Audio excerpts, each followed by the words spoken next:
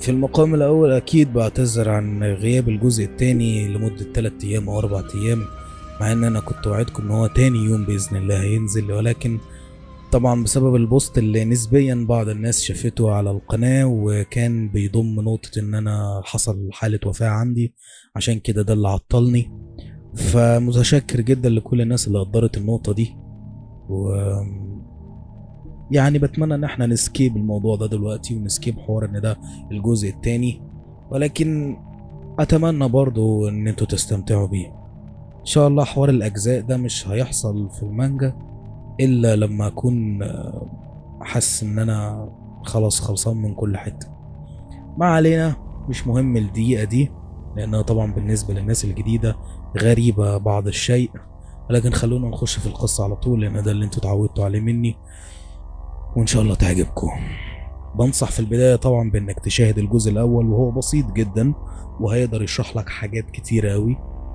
وزي ما اتفرجنا المرة اللي فاتت عن تعجرف البنت الغريبة اللي اصبحت كابنة القصر ده وكأنها بالفعل من دمهم، وقد ايه كانت ممتازة في انها تكسب قلوب العجوزين الملتهمين لدماء الايتام الكثيرين من قبلها. لبست الفستان بالفعل وكأن اللعنة تم تفعيلها، لكنهم كانوا بيصارعوا نفسهم بكل طاقتهم عشان ما ياكلوهاش. فجأة طلبت منهم انها تخرج بره تلف حوالين القصر، ووافقوا بمنتهى السرعة الغريبة. وقفوا في الشباك يتفرجوا عليها وهم بيلهثوا قليلا على شبابها اللي بقت تتراقص بيه امامهم. فستان كان عامل شغل زيادة شوية، كانوا مبسوطين انهم قدروا يتماسكوا قصاد مشهد زي ده، ولكن عيونهم السوداء لم تهدأ ولم تختفي حتى في ذلك المشهد. في اليوم التالي وجدنا الحدث البجح اللي احنا كنا مستنيينه، الخاتم الألماس اللي وصل وبقى في صوابع تلك الفتاة المريبة. وبكت الأم قصاد عيون تومي اللي استعجبت لحزن العجوزة المفاجئ ده، لكن ده ما كانش يعني مهم بالنسبة لها. مثلت قصادها انه مالك يا ماما وليه حاسة بكده وفي ايه. للأسف تلك العجوز كانت هتضعف وهتحكي لها على كل حاجة، ولكنها شرحت لها نص الحكاية. بين القصر ده مات في كمية بنات احنا اتبنيناهم كتير قوي، ولكنها قالت لها انها يعني مش هتسيب ده يحصل لتومي ابدا ولا ان الموضوع يتكرر معاها. كان واضح من نظرات تومي انها نسبيا فاهمة اللي بيدور هنا. قالت لها يعني كل الشائعات عن القصر هنا كانت حقيقة. اتفزعت العجوز بكلامها وهي بتبكي. شائعات ايه حبيبتي؟ ومين اللي ممكن يقول شائعة عن البيت هنا؟ احكي لي. بصت لها تومي وقالت لها لا يا ماما مش هينفع، مش هنسيب حاجة تأثر علينا، صعب جدا عليا ان احكي لك. حطت تومي بمنتهى التمثيل ايديها على وشها وهي بتمثل العياط عليها. كانت العجوز بتلح عليها جدا انها تحكي وانها تقدر تستحمل الكلام ده. نزلت تومي ايديها من على وشها بعد ما قدرت تستعين بدموع التماسيح قصادها وقالت لها صح، برضو العيلة ما ينفعش يكون في ما بينها اسرار. سمعت في الطرقات هنا قبل ما اوصل للقصر 2 بيتكلموا عن ان كل البنات الايتام اللي وصلوا للبيت هنا وعاشوا في القصر ده ماتوا من التخويف اللي كان بيحصل لهم من قبل 2 غيرانين من الشباب اللي البنات الايتام بتحمله وبيلعقوهم لحد الموت. اتصدمت شوية العجوز بالكلام ده وقالت مين ممكن يقول الكلام ده، ولكن سكتت تومي وبصت لها وانتهى النقاش لحد النقطة دي. وفي الليل كانت بتتجول تومي متوجهة ناحية أوضة العجوز اللي بيحبس نفسه فيها خوفا من نظراته اللي ممكن تتوجه لتومي ويبدأ في التهامها. ولكنهم مبسوطين اللي وصلوا له، حسوا انهم خلاص هيفضلوا طبيعيين لباقي عمرهم، كل اللي حصل زمان هيترمي ومش هيحصل تاني. دخلت تومي ناحية العجوز وسألته عن وجود جراني، ودي اللي هي العجوزة في دور أمها في الوقت الحالي، وقال لها هي نامت وده بفضلك يا تومي، من ساعة ما وصلتي وهي بتنام بمنتهى الهدوء والراحة. مش عارف أشكرك إزاي. وقفت قدامه وعينيها بدأت تدمع من كتر الدموع اللي بدأت تنزل كالنهر قصاد ذلك العجوز، عشان تنزل بسرعة على دراعه وهي متمسكة بيه وبتقوله إنها مش قادرة تستحمل أمها وخايفة منها لأبعد الحدود. في دراع تومي بنشوف كدمات وعضات غريبة باينة بوضوح. حكت له إن تمت مهاجمتها من جراني اللي فجأة بعد لبس الفستان مرة تانية وتصفيف شعر تومي، وده اللي بقى عادة كل يوم بالنسبة ليهم، ورت له دراعها وشرحت له شكل جراني المرعب وهي بتمص دراعها وبتعضه. أنكر العجوز الكلام ده لأنه كان واثق من جراني زوجته ومن نفسه أنهم حاولوا ونجحوا كذا مرة أنهم يقفوا قصاد شبابها. بس هل ممكن فعلا تكون جراني ضعفت؟ طب وحتى لو ده ما كانش لازم يظهر. استمر العجوز في انه يهدي تومي لان الوضع ما يسمحش انه يتهز في الكلام ده قصادها. وقتها البنت هتحاول تهرب زي الباقي وهينتهي بها الامر لإما في الطريق لإما ميتة هنا برضه.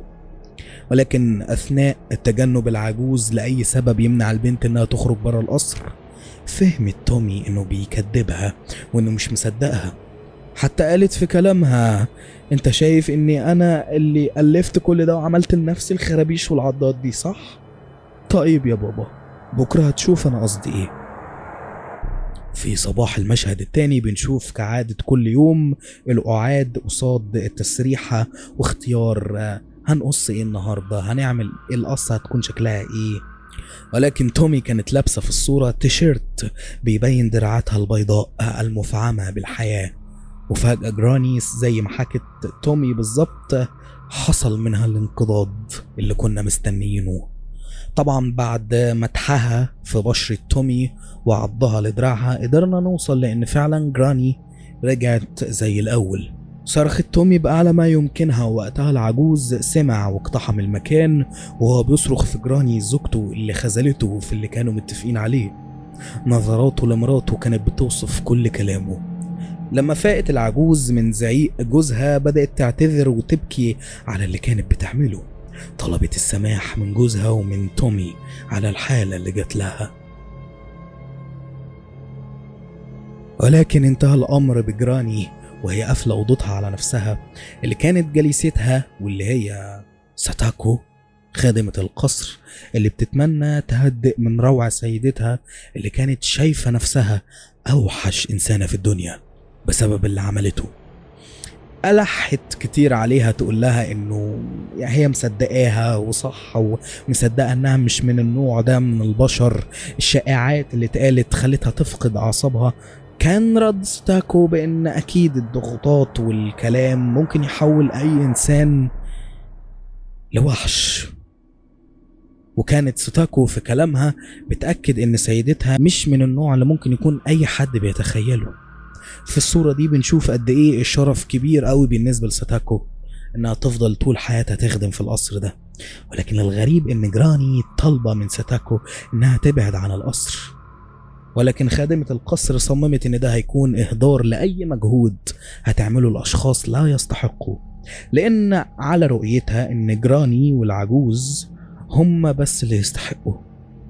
ستاكو اتكلمت كتير قصاد جراني بأنها هنا ومش هتمشي وهتفضل قريبة لأقرب الحدود اللي ممكن توصل لها. هديت جراني من العياط وبصت لها وقالت لها عندك حق، الشخص اللي يستحق فعلا هو الأقرب ليكي واللي بيهتم بيكي. أخيرا انت الوحيدة دلوقتي اللي أقدر أقول لها إنها بنتي بجد. اتصدمت ستاكو ولكنها ابتسمت لكونها بقت ملقبة باللقب ده. طلبت جراني بعض الأوراق ومية عشان هتكتب حاجات لستاكو من القصر، وقامت ستاكو بالفعل عشان تحضر الحاجات دي. كانت ليلة طويلة ومن أجل كبر القصر اتأخرت ستاكو كتير قوي على جراني، ولما رجعت كانت جراني شنقت نفسها. أمر مرعب يصيب القصر. في المشهد التاني بنشوف شاهد القبر والأفراد الثلاثة المتبقيين في القصر ده واقفين بيتمنوا الجنة لتلك العجوز. وأثناء الكلام وأثناء وقوف تومي الصنمي اللي ما كانش يبدي اي مشاعر حزن او فراق، وده نسبيا طبيعي شوية لانها مش عشرة زي الباقي. ساتاكو حكت ان اخر امنيات تلك العجوز كانت بتتمنى ان انا اكون بنتها. ذكرت للعجوز زوجها بينها وبينه انها كانت هتكتب لها حاجات في القصر ليها هي وبس.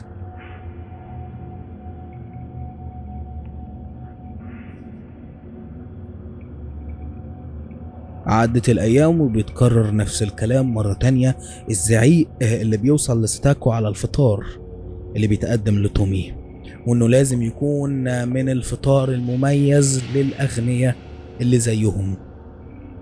استمرت ستاكو في أخذ الكلام على ودانها، ومش هنكون أوفر لو قلنا إنها أخدت الكلام فوق دماغها. المرة دي تومي ما تهاونتش وقالت لها تعمل الفطار ده من أول وجديد وتعمله بشكل أحسن وأفخم من كده. خرجت ستاكو نسبيا وهي مستغربة لأنها البنت دي ما بتاكلش الأكل اللي أنا بعمله. هل فعلا أكلي وحش أو مش معد بطريقة كويسة؟ وبعدين ثانية واحدة، أنا بفكر في إيه؟ إزاي الريحة ما مسكتش في هدومها؟ بقالها 6 شهور هنا وما اتأثرتش. البنات اللي فاتوا حاطط لهم السم ده وماتوا أسرع من كده. أنا مش فاهمة إزاي.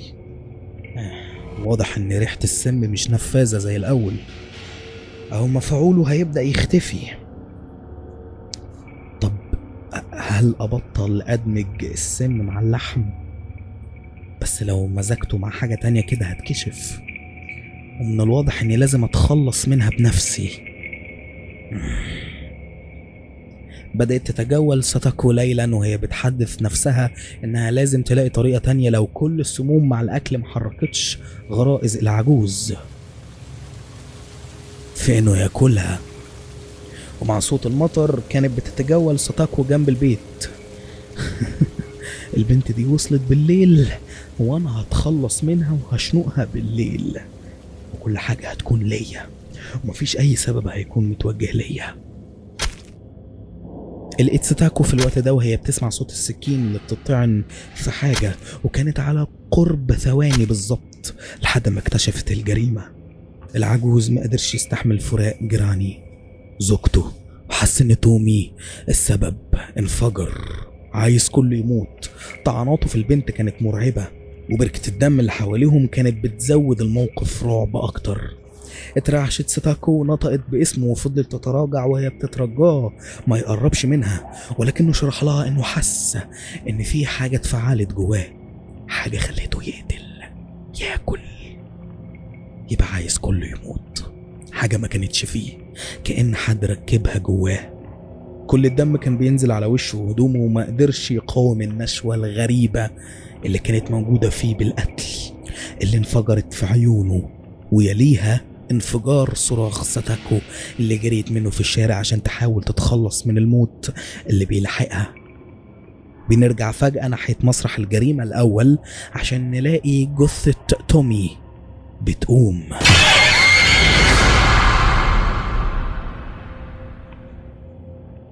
سمعت جريمة القتل اللي حصلت في قصر هنداي؟ أيوة، قالوا إن صاحب القصر هو اللي عملها وقتل نفسه من بعديها. البنت اليتيمة اللي هربت بحياتها منهم بيقولوا إنهم هيخلوها تورث كل حاجة. إلى هنا تنتهي قصتنا. أتمنى إن انتوا تكونوا استمتعتوا بيها، وآسف لو هي قصيرة ولا حاجة، ولكن كان فعلا ممكن ألمها في نص ساعة وكانت تبقى فيديو واحد وبس. لأول مرة فعلا أحس إن أنا يعني غلطان بشكل كبير، ولكن للأسف الظروف هي اللي خلتني أحس الإحساس ده، ولكن مش مهم. بيكو بجد بالكومنتات بتاعتكم باللايكات بتاعتكم أنا بحس إن أنا عملت حاجة. على العموم تصبحوا على ألف خير، كوابيس سعيدة، أشوفكم الفيديو الجاي. مستني تعليقاتكم جدا جدا جدا. إن شاء الله خلال الأسبوع اللي جاي هنبدأ نرجع للشغل كالطبيعة بتاعته بإذن الله. اللايف هيكون قريب مش بعيد، في خلال الأسبوع اللي جاي هيكون معادكم مع لايف تاني. اللايفين اللي جايين واحد ممكن يتكلم على حاجات معينة في الشياطين بوجه الخصوص يعني، والتاني هيتكلم عن حاجات بتحصل في المشرحة. اتمنى ان الحاجات اللي انا بعدها تعجبكم، وان شاء الله في قصتين لناس تقال جدا. للاسف انا حاجز القصص بتاعتهم كده ومخليها على جنب لحد ما اكون قدرت اخلص المانجا والكام لايف اللي فاتوا. فالحمد لله كل الشغل خلص، وان شاء الله الشغل بتاع الناس او الناس اللي كتبت لي هينزل، لان خلاص حان الوقت يعني. تصبحوا على الف خير، كوابيس سعيدة، اشوفكم الفيديو الجاي، سلام. تنسوش اللايك ها.